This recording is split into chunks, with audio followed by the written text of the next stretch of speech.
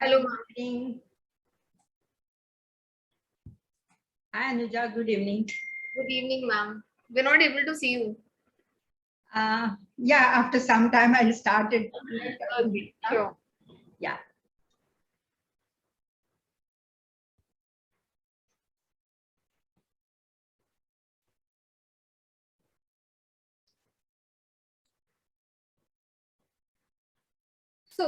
How has the sessions been helping you? How has this program been helping you? Uh, do you find it, do you find it worth it? Are you enjoying it? Yes. Really, because the streamlined guidance that we are getting, and we are finding one mentor so we can discuss whatever we feel. Because whenever we are working that are in our own crowd, but external guidance always expected.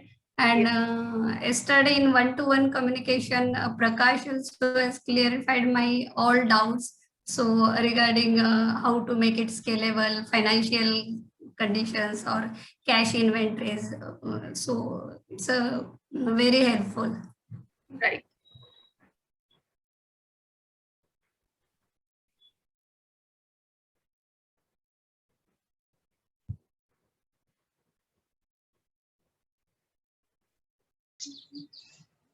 Someone has joined with the name of 12345.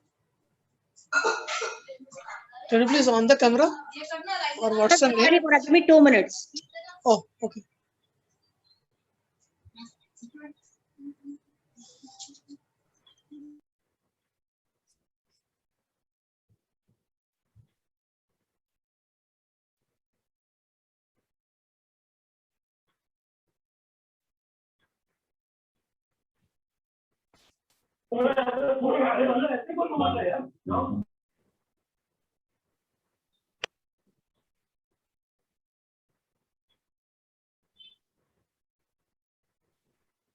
Hi, Anand. Hello. Hi Anuja, how are you?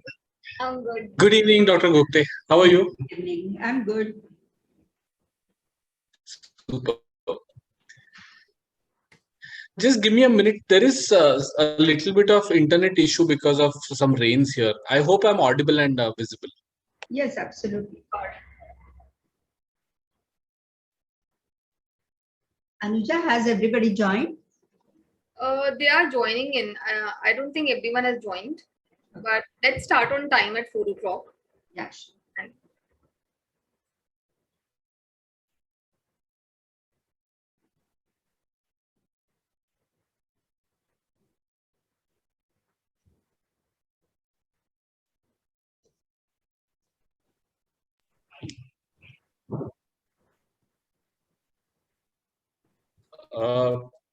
I just have one small note to make about Google Classroom. So once we begin the session, I will make that for a minute and then we can start the session. Okay.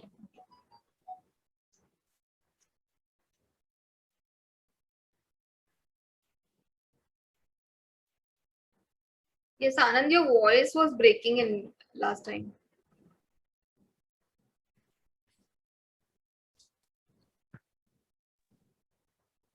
Yeah, I will try and keep my video off so that maybe I'm audible. I have a network issue Yeah, today. you're now audible clearly. Right.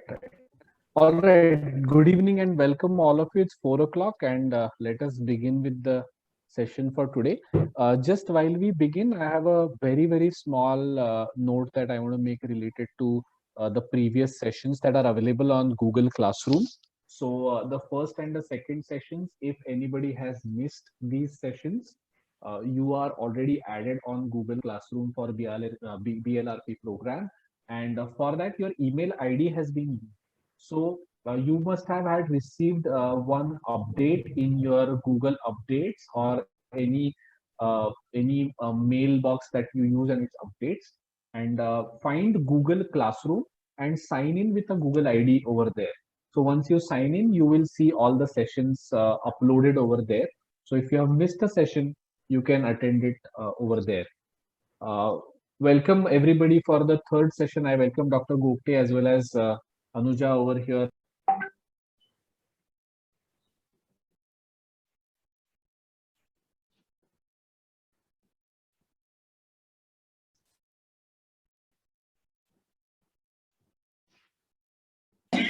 Hello everyone. Hello, good evening. Yeah, so I hand it over to Gupte ma'am. Was I audible for the classroom bit? Yeah, Yeah. Anuja. You're not audible. Anuja, you're not audible. Yeah, you were audible, Anand. I'm sorry, I was on mute. All Okay. right. So I just wanted to hand it over to Dr. Gupte and Anuja. Yeah, good evening, everybody. Let's start our third session and the last session. In the last session, we have seen the credit worthiness. That is how the lender is trusting you, on what basis is willing to trust you to pay the loans, and how the credit worthiness determine like your financial health, credit score that Anuja also has told you how credit score is to be seen. Then ask for references, the guarantors, then your security which is kept with them, then your financial standing, ask for any other references if it is required. These all things determine your credit worthiness. It is also said that there are 5 C's of credit. One is the character, that is our own character or the money character, you can say. The capacity to pay and to repay. Then the capital which is involved. Then the collateral which you are going to give it to them, and the conditions. These all are 5 C's of credit. We have also seen the digitization, internet banking, then debt behavior, how it should be like before, during, and after you get the loan, how your behavior should be. Like the most important is your honesty, your integrity, your sincerity, and the transparency. These all things we have seen. Now, I'll just share today's presentation.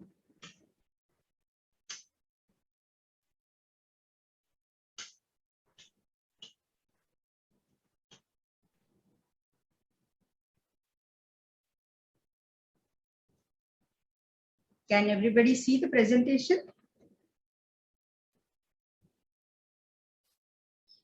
Can everybody see the presentation? Yes, ma'am. Yes. Yes, madam. Yeah, today we are going to see the business, establishing your business identity. And the second one is your financial formalization of the business. In these two, there are various things. One by one, we'll see the constitution of your business, MSME new definition, which is given by Government of India now, then Udyam registration, GST number, then local and business specific licenses, your personal KYC like PAN card, Aadhaar, then business address proof, either the address is on rent or your own business place, then trademark, copyright, and the last one, that is a financial formalization of your business. In that, again, it comes like KYC for banks, then current account, books of accounts, which are to be kept for audit and all, and the income tax returns.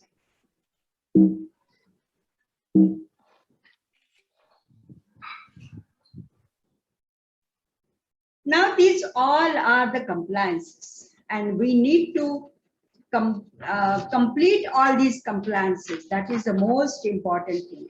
And why because these all are the rules, regulations, which are given by the government, basically to keep your business in line with the economy, then for smooth running of your business, to avoid the penalties, legal actions, then a halt in business that you can avoid, and to generate the customer's confidence in your business.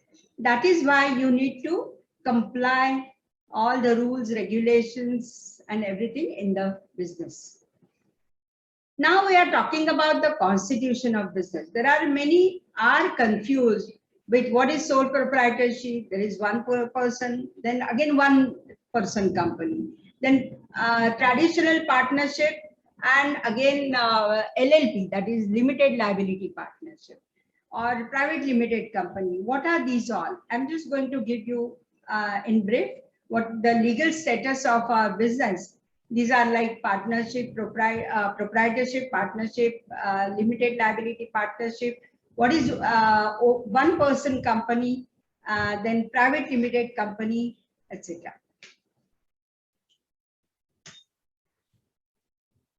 Now, see this. Now we'll come from right side to left side. Now, in this proprietary, it is said that there is no specified act. Partnership there is, and other like one person company, private limited, it is as per the act. Now, the registration is not required in proprietary. Partnership is optional, and others are mandatory. Now, the number of members in proprietary, there is only one member. Then in partnership, it is from 2 to 50 partners can be part of this firm. Then in limited liability, 2 and unlimited. And one person company is only one. Of course, in this, you can have the nominee for this one person company. And in private limited, 2 to 200.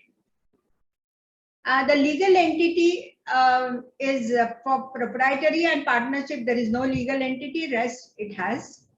Then the liability protection is again the same. It is unlimited liability for proprietary and partnership, and rest there is a limited. That means that it is up to your shareholding. Then the audit is required or not for proprietary and partnership. It is not mandatory, and rest it is mandatory. Then ownership, is it transferable? For proprietary and partnership, it is not transferable. And for one person company, as I said, that you can appoint a nominee, and limited liability and private limited, it is transferable. But many times there are restrictions in private limited company. There are few norms. Ma'am, shall I disturb you? Yes, please. What is the difference between one person company and proprietorship?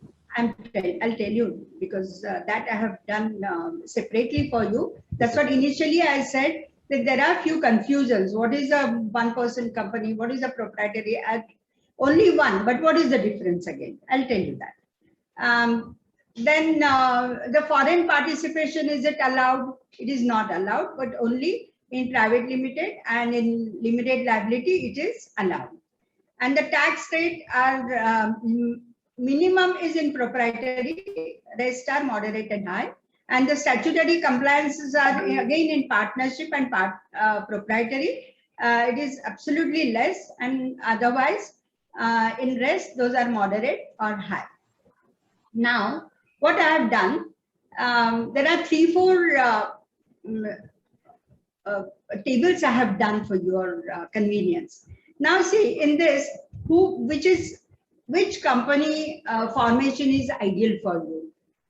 For example, if it is a one person company, proprietors who are looking to limit their liability and have 100% control, one person, and this is to be registered under registration office, registrar of office. Then limited liability partnership, it is service oriented businesses who have low investment needs. They can have the limited liability partnership.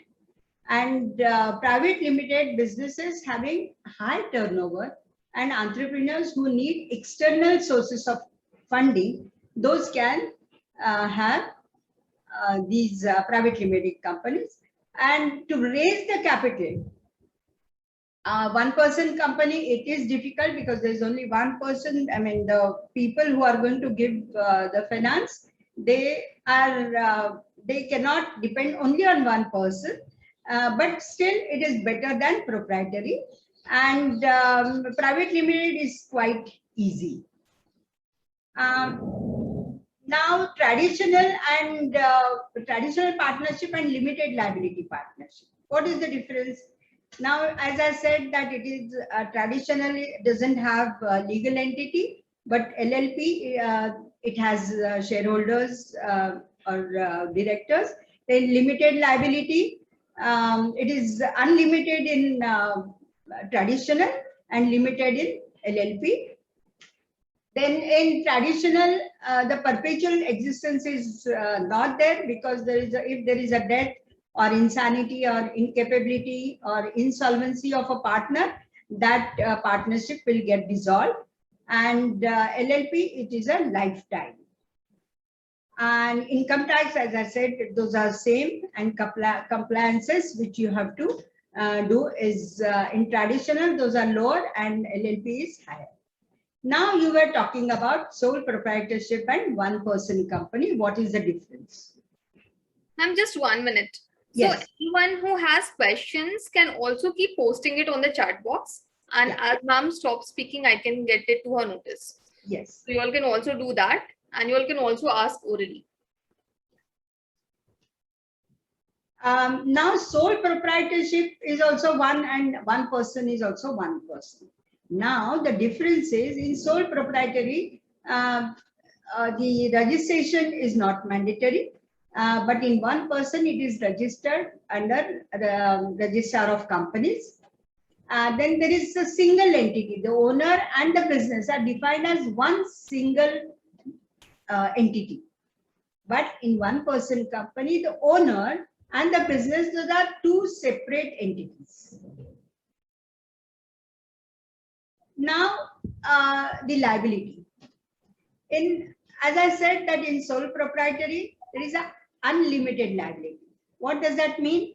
That since the owner and the business is a single entity, and if the business incurs losses, the owner is liable for all of it. But in one person company, the owner's liability is limited to his or her investment in the company. Then the taxation. In proprietary, it is treated as owner's income. So as an individual income, you will have to file your returns. But in the company taxation, OPC, that is one person company, is registered as private limited company. Hence, it is taxed under Income Tax Act for private companies. And the last one is the succession. What is the succession? That in case of sole proprietary, the business ends with, as I said, that the death of a owner or insolvency, everything, that both are considered as single entity. Hence, the succession can only take place through the execution of the last testament and the will of the owner, or he or she passes on ownership to another individual. And in this one person company, the designated nominee can be assigned to run the company in the event of death of a managing member. So the nominee has to be the citizen of India and the resident of the country. So I think is it clear? Who had asked what the sole proprietary and one person company, what is the difference? Yes. Is it clear now? Yes, thank you. Yes. Ma'am, I have a question. Please. Yes, please. Yeah, so see, technically speaking, the one person company, the private limited and limited liability partnership have limited liability in case of losses. But we have seen very famous cases where people have, though it's a private limited or a public limited company having limited liability, but still Anil Ambani and so many famous cases have been dragged to court on their personal assets also. So these are just names. Because those are mortgaged. No, in case of Anil Ambani, only one loan had his personal assets mortgaged. Otherwise, all were company loans. But still, they are attaching the owner in all cases. How is that possible? Or basically, the rules are different. For the technical terms, they are different. till the time we have the clear case study in front, it will not be right to comment on, their case studies. So we can focus on what we have clearly in front of us. Otherwise, this will be in a more, guessing area. Like we don't have the clear facts in front of us. No, ma'am's experience is much ahead of us. That's why I'm asking her. So ma'am also can comment on it only when she has information about it. Yeah, let's focus on our business at the moment. Sure. Okay. Now these are HR compliances. Like, what are HR compliances? The employees which we are appointing, how those compliances should be fulfilled. There are two types of compliances. One is the regular, when people are employed by the business. There are two types. One is less than 10 employees and more than 10 employees. Because in less than 10 employees, normally proprietorship is there. And Shop Act, of course, it is for each and every business, you need to register under Shop Act. But there are no recurring actions are required. But only the renewal is required. And for more than 10, the Shop Act is required. Then employee state insurance is required. Provident fund is required, and payment of gratuity is required. Now for this Provident fund and ESI, for that you need to register your company, and you need to deduct that ESI and Provident fund for employees' salary, and give and deposit in those accounts. And monthly returns needs to be filed for this. And the payment of gratuity, only you just have to keep that credit in the bank, but when the employee leaves the organization, that time you need to give that gratuity. But many times it happens, it all depends what type of benefits you pass on to your employees. Not that everybody gives those. Again, it depends on company to company, how those are run. And at the same time, the professional tax also needs to be paid. And this professional tax is for each and every organization, whether it is a salary or whether that person is a the professional person, they need to pay professional tax. It again depends how much is the amount, but the maximum the payment is to be paid 2,500 per year. That is what it is.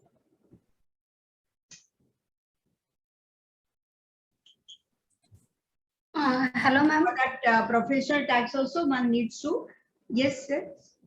Actually, we are continuously taking follow for the ESIC and PF applications, and I have strength of 18 employees. But still, I'm getting answered. Minimum strength is required 20 people, so they are not taking our application. Can you make a focus on it, or can you give any? Okay, it is saying 20. Yeah. Okay. Yeah, I have also heard it. 20 is So Vasanti, one of the things is the minimum number of people required for PF registration is 20. Okay. Otherwise, you cannot get it. Now, secondly, why are we discussing these things? Is so the whole perspective is for the credit readiness. So the first aspect that we discussed was credit worthiness. The second aspect that we discussed was digitization of business. And today what we are discussing is business formalization. Now, business formalization consists of two parts. One is establishing the identity of business, and the second is financial formalization of business. Now when you establish the identity of business, how does the identity of a business get established? It gets established through many ways. So one is when you constitute a business like a partnership or a proprietorship or a LLP or a one-person company. So that is one of the ways of establishing the identity of the business. The second way is like what ma'am is discussing now is procuring local licenses for your business. For example, the Shop Act license. So that is another way of getting an identity for your business. Now, Shop Act license is something which is necessarily to be procured by a proprietorship, but it might also be required by other forms of constitution of business. So coming to your point of PF and all, so those parts go under the tax consultancy part, where you might need to get in touch with a tax consultant. But I, being a chartered accountant, can tell you that the PF registration is applicable when you have 20 employees for your business. But this session is focused more about what are the things that give identity for your business, which kind of the lenders might check for fund readiness or credit readiness for your for the loans that you might be willing to procure. Is that okay? Yes. Okay. Yes. So, just to take the conversation ahead of what Anuja said, so given a choice, they will invest in a private limited more preferred to LLP or a partnership firm. Is that what I can conclude? Private limited is better for raising funds from investors. Not really. So the whole purpose is that if your private limited is defaulting in the payments, if it has not fulfilled the GST liability or a gratuity liability, or so then even a private limited company will not qualify. But if a proprietorship has done it and a partnership has done it, and they see that they can, get the repayment of loan done, then they can get the loans. So it is not necessary that a private limited company will qualify more over other forms of businesses. Okay. Does that give us some additional advantage, or there is nothing, no significance of this? The only advantage that you can have in case of companies is it is monitored by Ministry of Corporate Affairs. So the compliances which are there for a company are not that much for a proprietorship or a partnership. And since it is governed by the Ministry of Corporate Affairs, is that the private limited company or a public company or a limited liability partnership will have to yearly follow those compliances, and that gives the lenders an additional set of confidence on the accounts presented in front of them. Otherwise, there's no other benefit that a private limited company or a LLP will get over a proprietorship or a partnership. It's only the monitoring by the Ministry of Corporate Affairs that give them an added advantage. Does it answer your question?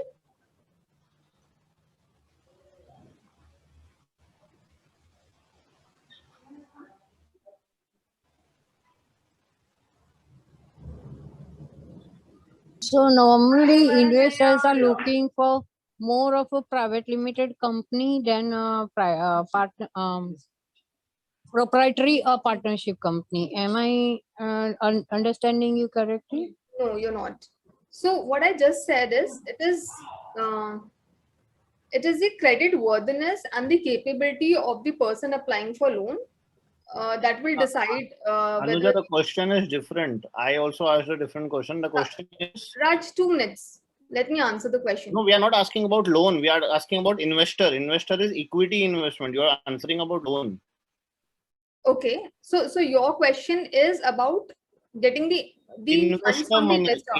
Not borrowing money from bank or financial institute. It is taking debt. We are raising equity. Yeah, equity partner. Rajinder and Trupti, today we are talking about the loan part, and for equity we have already a session on Saturday where we can discuss with Ajay Thakur. So he will guide us about all these things. Okay. Thank you. So this session is focused on credit readiness. This is not about investors. Yeah, please go ahead. Yeah. So, ma'am, there are some few questions that we have received on the. Okay, ma'am, you're not able to share the PPT? No. Okay. It says that the host disabled participant. Abhishek, can you make ma'am the host? Wait, let me make you the host. Yes. Give me. Abhishek is making you the host.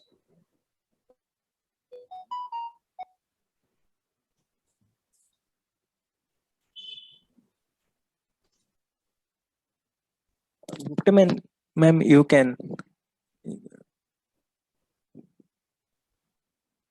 Okay.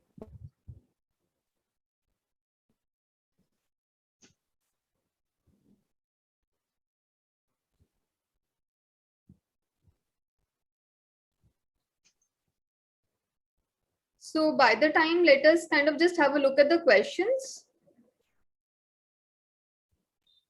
So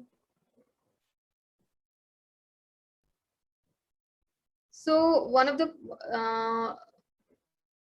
questions is, can I convert partnership company to LLP? Yes, so such conversions are possible. You will have to take the help of the tax consultant to help you do that. You will have to close your partnership formally and then start convert it into an LLP. Next question is, for LLP company, what will be the good option in case of the company is searching for external investors to convert OPC Limited to private limited company? So one is any form of conversions are possible. Now, as far as the investors are considered, so you are Vishal is already organizing a session for investors for you all. So that will help you all. The session is focused on getting loans. Can we register for GST in one-person company? Yes. In fact, Government of India has its own rules about. So GST registration is a mandatory registration after crossing a certain turnover limit, and you'll have to do that once your one-person company crosses that limit. And is GST as one-person company better, as or as a partnership firm? So there's nothing better or worse. GST is GST, even if it's a one-person company or a part. So what is GST? GST is an indirect tax. Now, there are two forms of taxes in India: direct tax and indirect tax. Direct tax is something which is directly levied on the income of the person. Indirect tax is something which government routes through other forms. So when you buy a product or service, you pay a tax on that, and the person who is selling the product or service to you collects the money and pays it to the government, and that is why it is called indirect tax. So liability to collect the tax and burden to pay it is on different people, and that is why it is called indirect. So it has got nothing to do with the constitution of business, one-person company or a partnership firm. It is levied. It is to be charged by anyone who crosses that particular turnover limit, be it a proprietorship, partnership, anyone. Okay, does that clarify the questions? So ma'am, you can go ahead. And once you start doing everything, you will understand everything, because at a time when you listen all those things, you feel very confused kind of a thing. But excuse me. Yeah. Yes, please. May I say something? Yes. Yeah. See, my question was, can I convert my partnership company into LLP? Yes. Now, after proper closure and all, definitely I can do that. But what I mean by that is, say I have a partnership company for the last, say, maybe 7-8 years.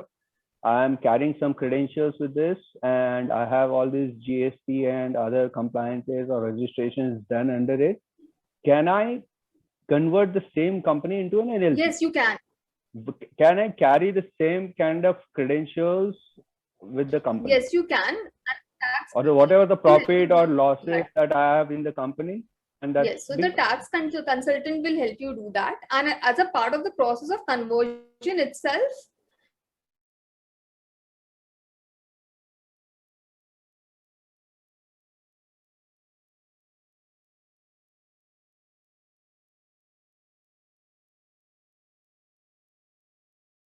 all the credentials of the company, right? Right. All right. Thanks a lot. May I ask one question? Pardon? Yes, please. May I ask one question? Yes, please. Yes, तो पिछले साल तक मेरा job चालू था और मेरा IT return में ऑन टाइम पे करता रहता, तो तीन साल तक का, पिछले 3 साल तक का मेरे पास ITR है। पिछले सितंबर में मैंने प्रोप्राइटर कंपनी इस्टेब्लिश की है मेरे नाम से। तो अगर अभी मुझको लोन के लिए अप्लाई करना है किसी भी बैंक में, अनसिक्योर्ड लोन या तो बिजनेस लोन, जो भी एप्लीकेबल है वो, तो उसके लिए मुझे क्या दिखाना पड़ेगा? मेरा बिजनेस को अभी 1 साल भी नहीं हुआ है, बट मेरा इंडिविजुअल पर्सनल इनकम टैक्स चालू है पिछले 3 साल से। तो would it be sufficient? Income Tax Act is considered a proprietorship firm and the individual are the same. So in case of a proprietorship, the PAN will also not be different. Your PAN and the proprietorship PAN is the same. So that will not be a hurdle for you to get a loan. What the lenders will look at is your personal like personal income generating capacity and the capacity to repay the loans. So that is not at all a hurdle. A proprietorship is not different from the owner. It is the same. Okay. So now So also, इसके लिए even कितना if you मतलब ऐसा कोई establish the- criteria होता है कि मैंने even when you establish the proprietorship, now also when you go ahead and file your income tax return, it will be under your own name. Okay तो इसके लिए ऐसा कोई क्राइटेरिया होता है कि इतने मिनिमम इतना इनकम टैक्स फाइल होना जरूरी है ऐसा? No. 5 लाख का 7 लाख का ऐसा कोई individual? So that the Okay. bank, the lenders will keep a criteria for the amount that you are demanding or applying for. So based on that, they will keep the criteria for themselves. You need to repay their loan. According to your yes, okay. So according to your experience, अगर 5 लाख का ITR है, तो individual person या तो proprietor company कितने amount का unsecured loan के लिए एलिजिबल होता है? This is what the Against of 5 lakhs of can help RTR. you with. So this coming week, you will be getting in touch So with the I think Jyoti man. No, it is again what is your credit score? Again, it depends to which financial institution you're going. Readiness you have, funding readiness. Everything it depends on that. But ma'am अगर suppose if सारे you go for parameters हम Mudra- मान ले कि हम Yes, please. अगर हम मान ले कि ये सारे पैरामीटर्स में हम फिट बैठ रहे हैं, हमारा क्रेडिट स्कोर भी अच्छा है, हमारी बिजनेस Yeah, for अर्निंग भी that, अच्छे why कर don't रही है you go why don't you go one of the bank and just ask them?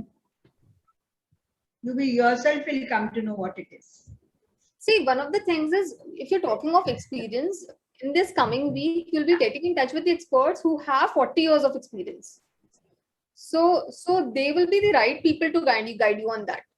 We can make comments on it, but those will not be the right comments. Okay. And that is why we are directing you to them. Sure, And you thank should you. go and meet people. You should go and talk to a few bank people. What exactly you need? In what cases you give these funds? Then what is the duration? What is the rate of interest? Everything, because these all are the lessons which we are giving you to go. But the practical things which you need to go and experience yourself. Okay, as far as the basic compliances, as you know that everybody has to complete, like having the PAN card, then your rent agreement for your business premises, then Shop Act, and for Shop Act, you also need the business place, or if it is on rent, then you need the NOC for the owner and your bank current account. These all are the basic compliances. Now, if you are starting your business in on a small level, then these are the compliances which you need to complete.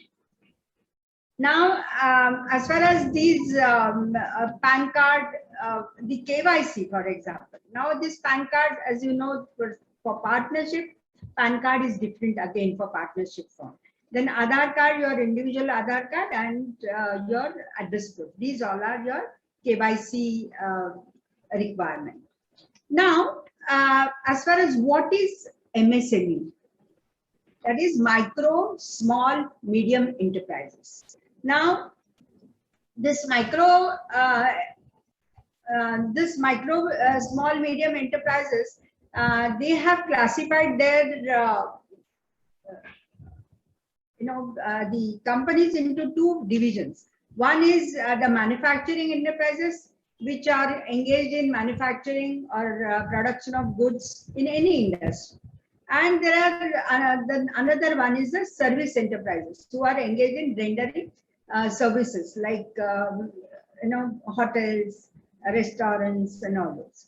Now, this MSME, why they have revised their definition, which was before, because now they have understood that this is a heart of Indian economy. MSMEs are heart of Indian economy, and with the hope to create more job opportunities in MSME sector, government has announced this revision. Now, what is the revision now? For micro level, the investment in plant and machinery or equipment not more than 1 crore and annual turnover not more than 5 crores. And in the small business, it has the plant machinery investment 10 crores and annual turnover not more than 50 crores. And medium is plant machinery 50 crores and annual turnover is not more than 250 crores. This is the a revised classification, which is definition that this is as part of the Atmanirbhar. This Government of India has revised this definition. Now this is Udyam registration. This is required by MSME registration certificate. Now getting Udyam certificate, Udyam registration is not mandatory for everybody. But if you are applying for loan with bank under the government scheme, especially applicable to MSMEs, then it is mandatory. Then who can apply for MSME registration?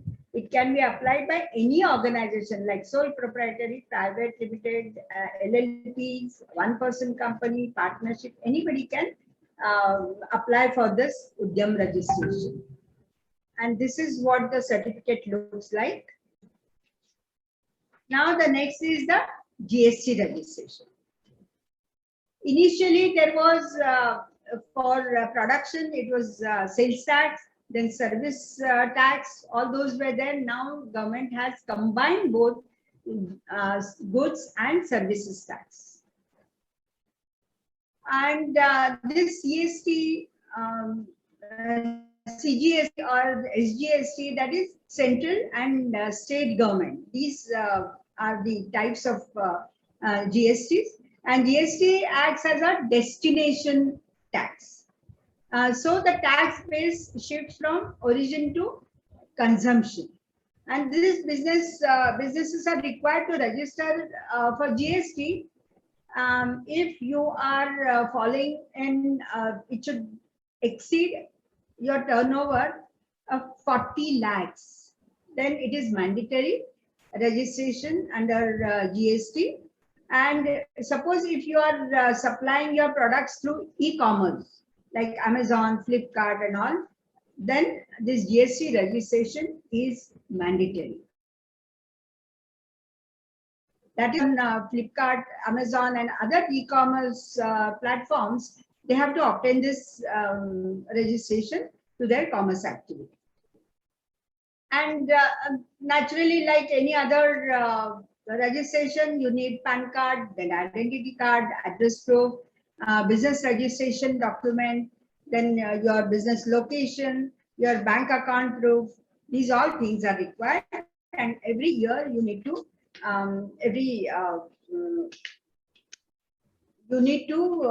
file your GST returns as well. Now, Jyoti, just a question. Yes. So if I'm sending any goods outside Maharashtra, does it mean that turnover doesn't matter, even though if I have turnover of 1 lakh rupees, but I have to apply for GST? If it is e-commerce, yes. Otherwise, 40 lakhs is the limit. Okay. So e-commerce means those are registered e-commerce for that, it is mandatory. Okay. Suppose if we send through Dazzle, which is one of the app like Deyasra, so if you go send through this Dazzle, any e-commerce platform, okay, is mandatory. Oh, okay. Thank you.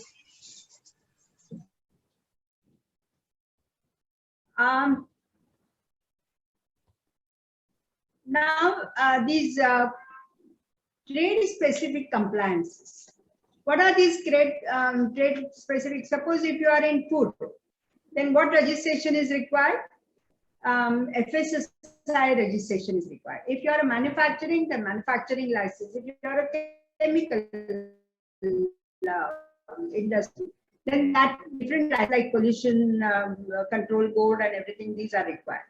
And suppose if you want to export or import, then you need IC, that is an import export code. We'll just see what this Shop Act and FSSI. I'll tell you in short. This Shop Act license is required for commercial establishments operating in India, and any citizen who wishes to, yes, please. Okay, any citizen who wishes to open the new shop or any commercial establishment in Maharashtra, shop establishment under Shop and Establishment Act, and this is normally valid for 1 year and then it can be renewed. Again, for that you need to have your photo, then signature, premises of your establishment, your proof of identity like PAN card, Aadhaar card, passport, whatever you have, and of course their fee of the receipt. And this you can apply online also now.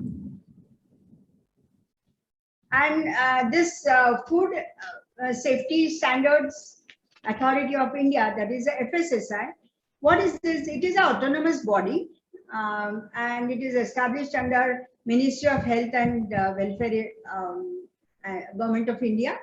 And the foremost responsibility of this FSSI, it includes the development of science-based food standards for articles of food, food products, and regulating their manufacturing, storage, distribution, sale, import, to ensure that the availability of this food is safe and wholesome for the human consumption. So always there is an inspection. And it is mandatory for all food related businesses like manufacturing, trading, then distributors, restaurants, small eateries, food businesses. Even your now in pandemic, people have started making the tiffins also. For that also you need food license. Then petty retailers, then juice shops, hawkers, grocery shops, importers, exporters, home-based food businesses, dairy farms, processors, these all require this FSSI license. Suppose if the medical stores, they are keeping their dietary food. Yes, even the medical stores also, they need to have this registration. Again, what is the procedure? For that, you need to select what kind of business you have, what is the category of your food, then what type of license you need, like the basic or the state-wise or the central-wise. Are you going to distribute your food maybe all over India? Again, it depends on that, what type of FSSI license you are going to have. Then the documentation, and then you are going to get the certificate. And for that, again, the photo, identity proof, other documents are required. Yeah, any questions on this? This food license and all that to do your production and selling is fine. But is there any community or any office who does food quality certification? Ma'am, I know, I'll connect you to a labs जो सब nutritional value और वो सब बताएंगे. Thank you. Yeah, at the same time, as I said, that there is a import-export license also. Then in import-export license, it is a registration of import-export companies with Indian Customs Department that import and export commodities from India. And this import-export code is issued by Directorate General of Foreign Trade, Ministry of Commerce and Industries, Government of India. And the validity of this is a lifetime validity it has, because there are no hassles of updating and everything. And even the filing returns and everything is also not required. So this is of any import or export. But suppose if you are sending something on for a personal use or something, this code is not required. Okay, so ma'am, just 2 minutes. We have a couple of questions. So one question is Shop Act one-time license or does it need renewals? So it Yes. does need renewals. You know, you get a Shop Act, you get it for 2-3 years, and then you again have to renew it. See, here it is written, it is issued in, and it is a period of validity, 5 years. So after the period validity renewal is 5 years. So when Thank I you, got the Shop Act for Creative Kabira, like the period of renewal was 3 years. So it might vary, like depending on what is the period you have taken the Shop Act for, license for. Ma'am, the new digital certificate, digital Shop Act that we get is should not be renewed. I have got it written. Period of, there is no period written in the new one that we got renewed last year January. We got it renewed. That time it told now this is forever. You just have to inform us if you close the enterprise. Same here, ma'am. I was told that it is a one-time license now and does not need a renewal. That's why the question. So It's a that's the new recent update then. Maybe it does not need to be renewed now. Because the government is, making so many changes just to attract all the businesses, basically. Yeah. Also, we have these services available with Vyastra. So right from Udyam registration to Shop Act registration to GST registration. So we have our service partners who do it, and you all can always reach out to us because all these services are very nominally priced. Okay. Now, okay, Tripti's question is same, quality testing. As per my information, I think it should be done by FSSAI board itself. The nutritional value can be given by some other agency, but as per my information, the quality testing should be done by the FSSAI board itself. Yeah. Okay. Go ahead. So far to check my kitchen in 4 years' time, they are supposed to come and check the cooking place where you are manufacturing your products. In 4 years, no one has come, so sometimes I get insecure also. Okay. Okay. Now next is the intellectual property. Like trademark, copyright, patents, and all. Normally, this is the review and acceptance of patent, trademark, or copyright. It is the Controller General of Patents, Designs, and Trademark, Ministry of Commerce and Industry. And those are, like when the patent is required, when it is an exclusive right for any invention, limited time to the patentee, that is when patent is registered. And for the small businesses, the most important are the copyright and trademarks. Then what is copyright?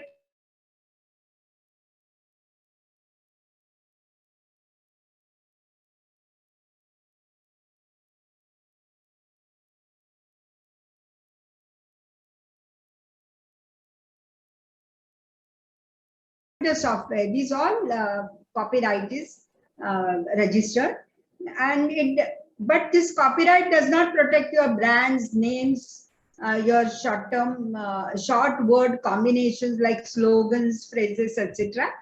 Copyright does not even protect your ideas or concepts. And the validity of this is for 60 years. This registration, once you register, the validity is for 60 years. And what is trademark? Now, trademark is when you are registering your logo, for example. Then that is called your trademark. And these are like signs which you normally is written when you have your visiting card, your letterhead, and everything. Then this trademark, it is a visual symbol, logo, or combination of various characters and numerals, which may be the word signature or name, device, or the combination of colors even by any enterprise. And because this distinguishes, now you can see here, this distinguishes your product from other competitors or any under any other companies. So the trademarks are mostly used to protect your brand name, your business name or slogan. Now the validity of this is for 10 years, and then you can always renew that. Normally, yes. Sorry, I had a question. Yes. When we have a trademark done for a logo, yes, and there is a specific color when we had given it for trademarking and got the certificate done, suppose it is orange and pink. So when we are printing on different surfaces like packaging or anything, can we also use a different color, maybe plain black sometimes is applicable, or a single color, or whatever originally we've trademarked? Single is that color, allowed? yes, but no. Normally, like, can you tell me exactly what you mean? Like, Can I share this? It's my field. yes. Yeah, so we have an option to get the black and white version of the logo also to be trademarked along with the color part, color, tagline, and the logo element. Whatever you have, all three can be trademarked along with the black and white one. It's an optional thing. It's if we want to use it, we can get it trademarked. But that means it has to be done specifically separately, like. Yeah, so when you use it without even registering, still they are okay. In case we want to protect ourselves more firmly, then we should use it. They don't have any issue. Yeah, normally we have. Can I add to this trademark thing? Oh, sure, yeah. Yeah, Deepali, trademark is registered in two ways. One is you have to register the word. Say you Deepali you want to register, so Deepali word you have to register as a trademark, and the way it is written, the fashion it is written, the style it is written in. So The these font two you mean. registrations you need to do font, correct. The style in which it is written. The colors don't matter. The style in which it is written, that and the word. These two things are important. Okay.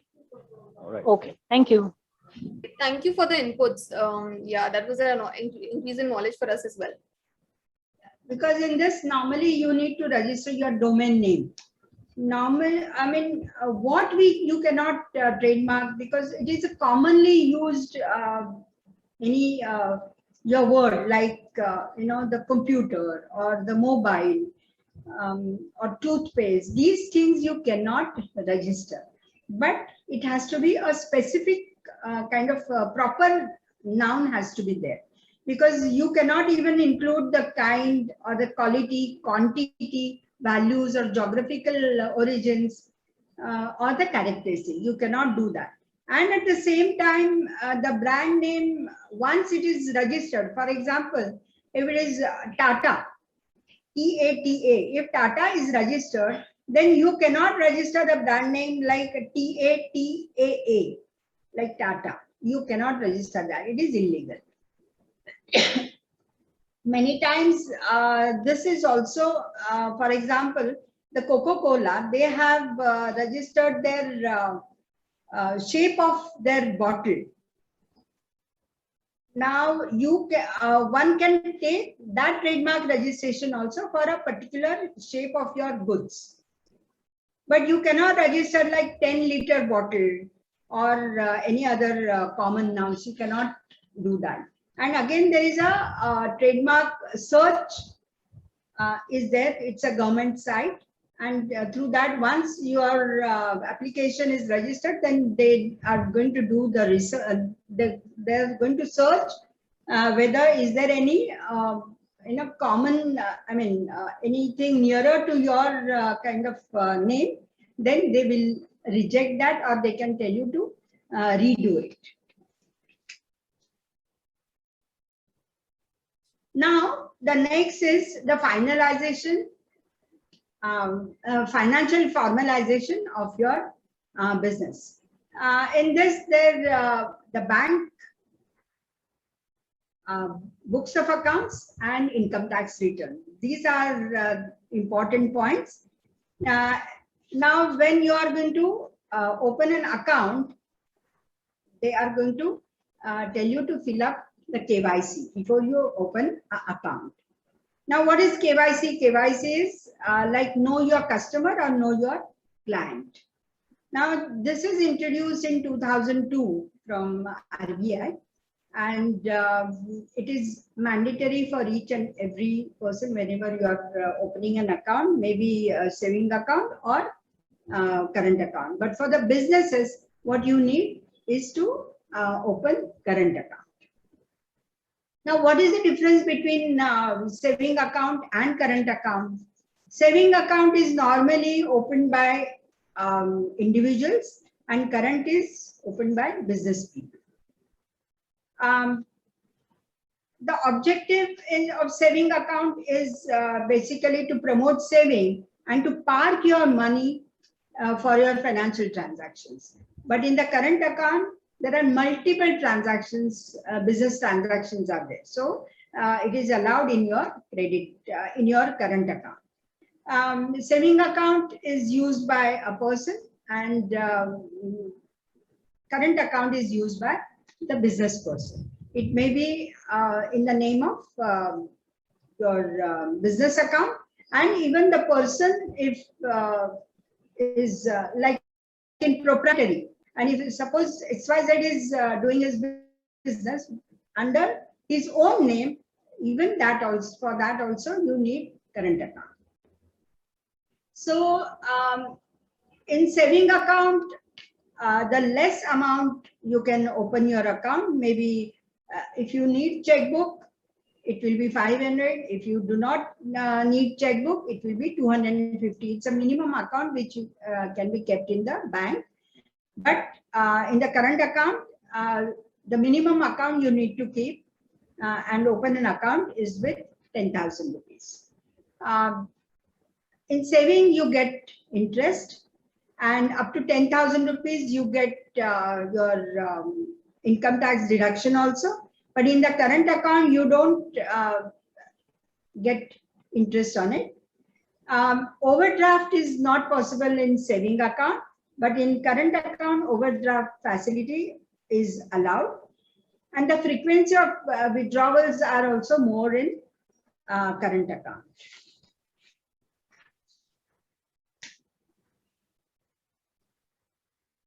This is what we have seen. And now, as far as the books of accounts and the financial statements are concerned, that every company, they have to prepare whether there is an audit or not. But for our own sake also, we need to keep the accounts, books of accounts and the financial statements for every financial year, which gives a true and fair view of the financial transactions of your company. Now, when we talk about financial statement, what are those? Like a profit and loss account, balance sheet, or cash flow statement. These all are the financial statements. And when we talk about the financial year, it is 1st April to 31st March. That is the financial year. And as far as the income tax is concerned, it is a financial year, 1st April 2019-20. It's a financial year. But in the income tax, you must have seen there are two types of year. One is a financial year, the another is the assessment year. When your tax will be assessed by the office, it is called assessment year. That is always, it is a next year. Like 1920 is a financial year, and 2021 will be your assessment year. And as far as the e-filing of income tax is now, it has become very easy for people to file their returns. But it is mandatory to file these returns during the financial year who exceeds the basic exemption limit of your income. And this exemption limit again of the individual depends on your age, maybe below 60 plus and 80 plus. So for that, I think always I feel that along with these things, you must go and visit this income tax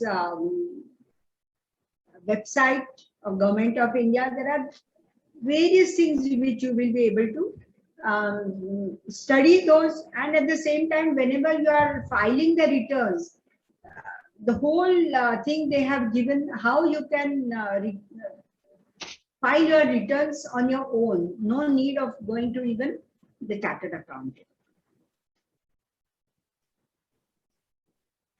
So this is the end of our session of business identity and financial formalization.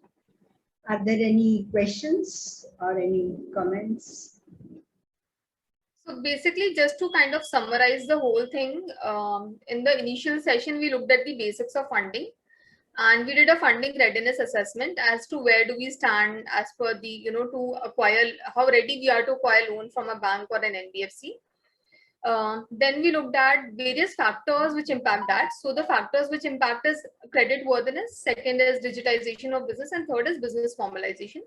Business formalization itself consists of two parts, which is business identity and financial formalization. Business identity there are 5-6 things. There are 5-6 things which give identity to a business. It can be constituting a business. It can be getting an Udyam registration. It can be getting a GST registration. So, and why banks would look at it is to determine whether you have a liability with respect to these. So, like, let's say if you have got an Udyam registration, then you might be available for better schemes of loans from banks. For GST, if you have a GST registration, probably banks will look at whether you are satisfying your GST liability or not.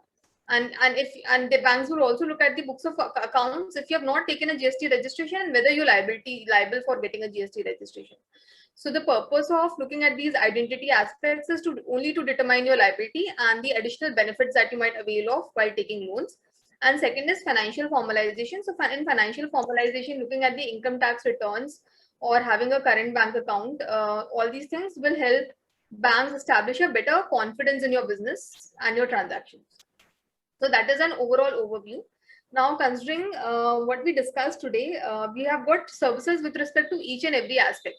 So we've got service with respect to Udyam registration. We've got service with respect to GST registration.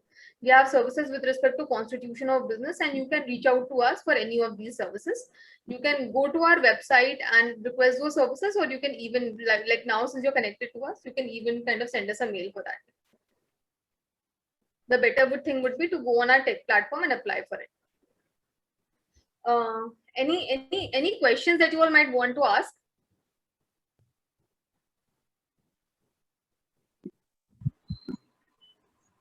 The person, Mr. Prasad, had given me a ring. I got my food license, which I need to change over to pickle license, but I could not get in touch with him. I don't have you people's calling back number. I was just thinking to put it in the group just now. And another thing, I have received a spreadsheet. I wanted to discuss about that also. Yeah. So coming to the license that you want to get for pickle, what we can do is we can connect you with a team who can help you procure that license, the FSSAI license, with respect to that. Now, considering the couple of announcements that we wanted to make is you all had that one-on-one discussions with the experts, and how was your experience with those sessions? So basically, the expert might have made you fill the cash flow analysis sheet, and then might have provided you with an inflow-outflow tracker, and which you might choose if you don't have a software of your own like Tally or something. But if you have that, then you don't need the tracker, inflow-outflow tracker. So how was your experience of that session? So should I start? Yeah, sure. Okay, so 2 days back I got a call from Deyasra. I think Prakash has called me. Mr. Prakash, and yes. he has asked me few basic questions. I think that call was around 5 to 10 minutes only, and then he sent me one Excel file over my mail. So that is what has been done with me. So apart from that कुछ हुआ नहीं है. तो उतना ही यही था session कि इसके ऊपर भी कुछ था. So basically the session किसी के साथ personal one-to-one नहीं हुआ है. drill down with your cash flows. Now, in the first part, he might have helped you with a sheet on cash flow analysis. And let's say if you felt that you have enough, you have positive cash flows, you have positive cash balance, and you're able to repay your EMIs and all in time, then you have passed the cash flow management analysis test. But if you have not, then then Mr. Prakash might have helped you drill down into what are the factors that might be affecting your cash flows. So that was the first part of it. And then second was to help you with a tool. We have this tool called Inflow Outflow Tracker, which is optional, which you can use if you don't have your own software. And for that, you can reach out to us anytime. It's not just that you get one session for that. Like if you want to reach out to us for Inflow Outflow Tracker, that can be anytime. You can reach out to us for any time. So that was the session was about, basically, because the credit worthiness part considers cash flow management part into it, where being good in your being healthy, having healthy cash flows affects your credit worthiness, and that is why this session was kept. Now the upcoming session, like after this session gets over, you get in touch with the experts who have experience in banks and NBFCs for almost 40 years, and you can discuss with them the funding readiness assessment tool in credit worthiness, or regarding the digitization of business, or regarding business identity, or regarding financial formalization. जितने भी 21-22 points impact points हैं जो आपके funding readiness को impact करेंगे, वो उस funding readiness tool में कवर्ड थे. और अभी आप जब एक्सपर्ट से टच में आएंगे who have many years of experience, तो आपके जो जितने भी एक्सपर्ट रिलेटेड क्वेरीज थे, जो bankers, people who have banking experience for almost 40 years, those are the people who will be more eligible to answer them. So you will get the opportunity to get in touch with them and get those questions answered. That is the thing that we wanted to say. And also another announcement that I wanted to make is, last time you all requested for a session on loan schemes. You all remember that? आपने एक session request किया था loan schemes को लेके. Yes. Yeah. So we had a word inside, and we can offer that session to you, but with a set of constraints. So India mein there are many schemes which are existent, and it will be impossible for us to cover them. So we will be covering 4 to 5 loan schemes which we feel will suit most of you all. And so our experts have agreed to conduct that. That will probably be conducted within a week or 10 days time. We will let you know the dates, but the experts have agreed to conduct that session within a set of set constraints. Yeah, so that will let you know about the date. Possibility to have subsidy information also. There is one of the loan schemes which the expert was discussing about, which had subsidy information also into it, but I will kind of get to his notice talking about subsidies as well.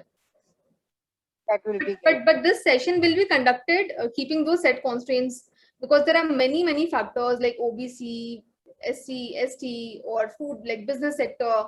So it is not possible to cover all the schemes. So we'll be choosing 4 and 5 schemes, and we'll be discussing about that. And we will also be informing the office which you all can go to get the information about these loan schemes. Oh, wanted information to do with subsidy to do with women-oriented programs. Mine is 90% women employed program. Sure. And for their betterment only. Number 2, last week's session I missed out. I wanted the recording, if possible, a password for the class. Yeah. So you might have received the Google Classroom invite, right? Because this recording will also be uploaded over there. This is asking for password. Oh, the class code? Is it asking for a class code? Okay, I will put the class code on the WhatsApp. Just remind me in case I miss out, but I will put the class code on the WhatsApp. Thank you. Okay. Another acknowledgement that I wanted to make is we got a feedback that you all felt a bit confused with the venture capital funding and the angel funding terms in the first session. So we would like to kind of apologize for that, and but not to make you all confused. You all don't need to focus on venture capital funding and angel funding as at this point in time. like the small businesses can be more focused with the credit funding. And as it is, as a J4E group, you have the investor meets being conducted for you. So you all don't need to feel confused with those terms. Okay.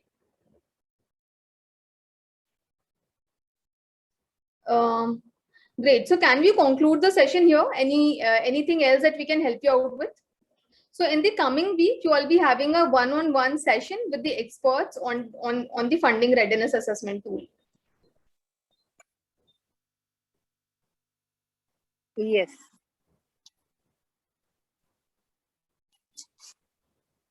Okay. Great. So should we call off the meeting now? Yeah, thank you, Anuja and Mrs. Gupte, which was really informative and really revised lot many things. So as a CA, Karthik good at the practice. Okay, great. And ma'am is wishing best wishes for your business. So great. Best wishes to everyone. Thank you, dear. Okay. Yeah. Bye. Okay, chalo. Thank you, everyone. Bye.